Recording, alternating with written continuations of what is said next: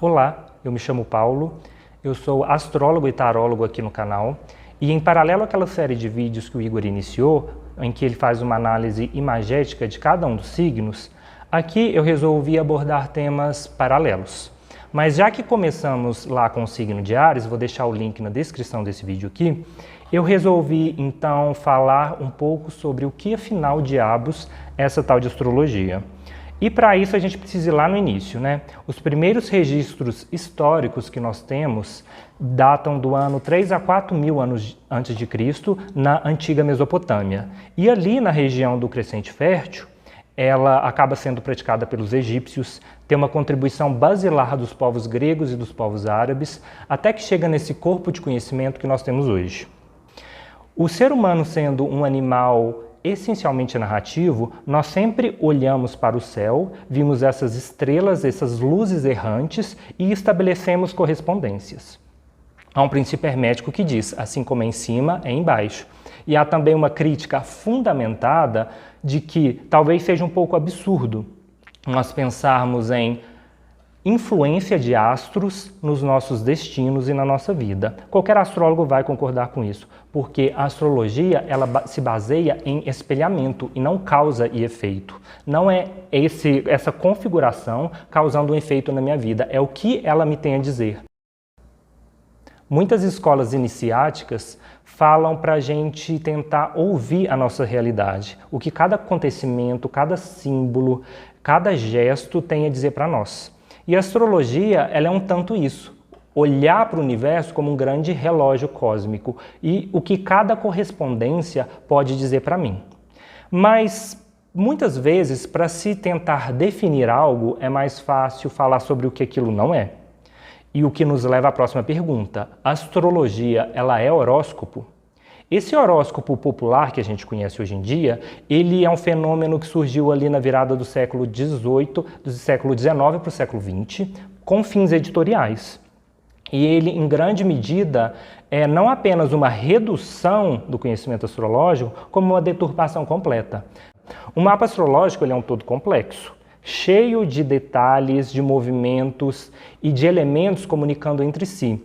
Você tentar reduzir a 12 tipos de personalidade, o que já é um problema em si, a gente se identificar tanto com o nosso signo solar. Você é um mapa completo, você é as 12 constelações, mas isso é um tema paralelo para outro vídeo. Mas enfim, você tentar reduzir o destino de 12 tipos de pessoas no mundo inteiro em um parágrafo de jornal é completamente absurdo.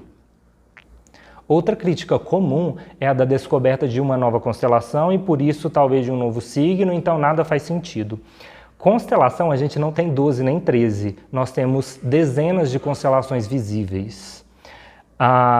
O zodíaco, a mandala zodiacal, além de ter sido desenvolvida por diferentes povos em diferentes períodos, ela, na astrologia ocidental, se fundamenta nos ciclos da vida, nos ciclos da natureza, nos 4 elementos, nas 4 estações, nos nossos 4 humores. A correlação com constelação, ela ocorre num nível simbólico, para, de certa forma, ampliar e enriquecer esse vocabulário que é utilizado.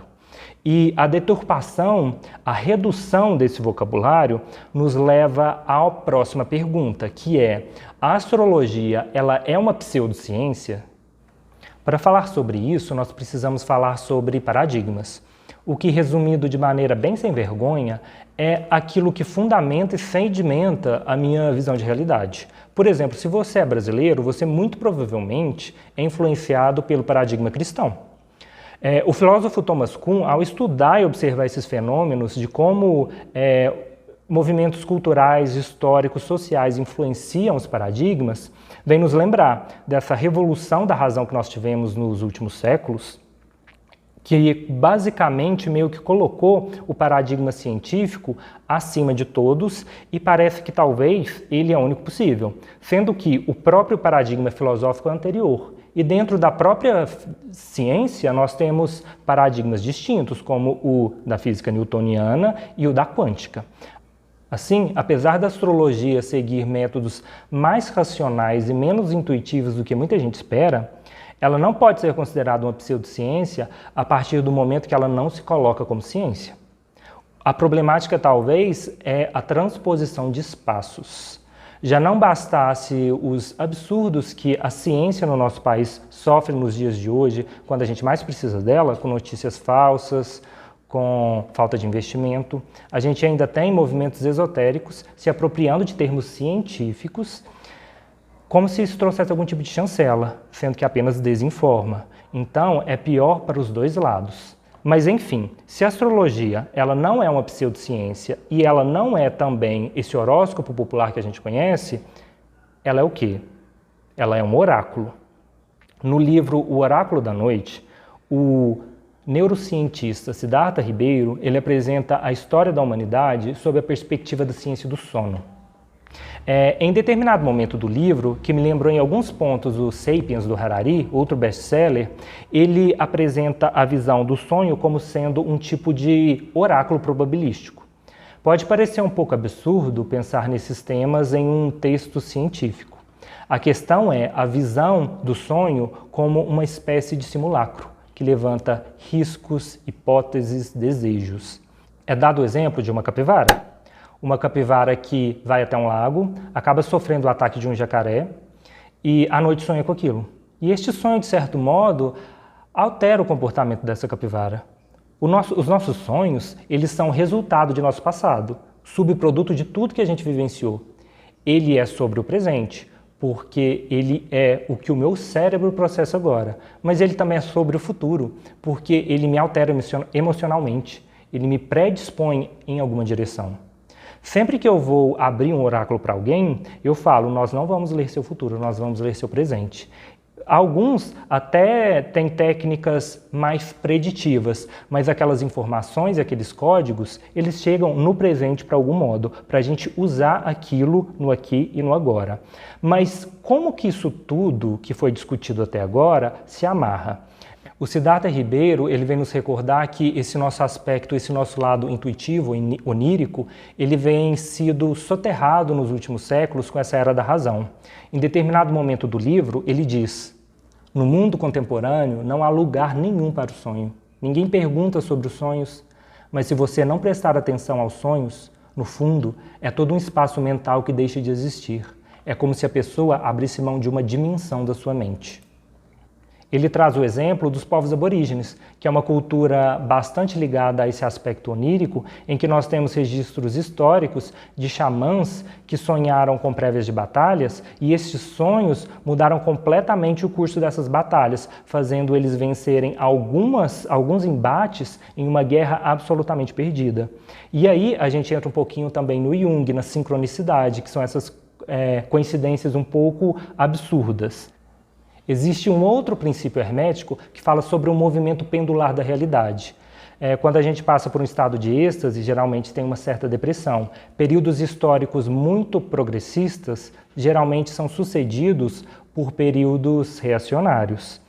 Mas ok, estamos nesse movimento de muita razão, talvez indo em direção a algo novo. E com isso voltamos lá para o início do vídeo.